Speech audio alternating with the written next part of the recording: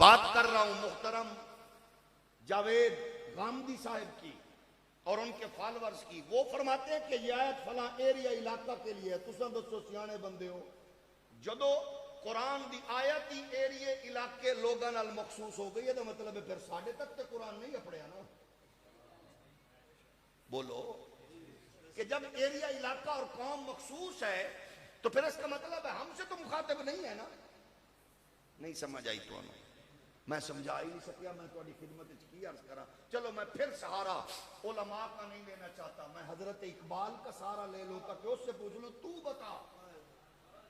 اقبال کہتے ہیں آن کتاب زندہ قرآن حکیم حکمت اولا یزا لستو قدیم. اس کو تو پڑھ لو وہ کیا کہہ رہا ہے.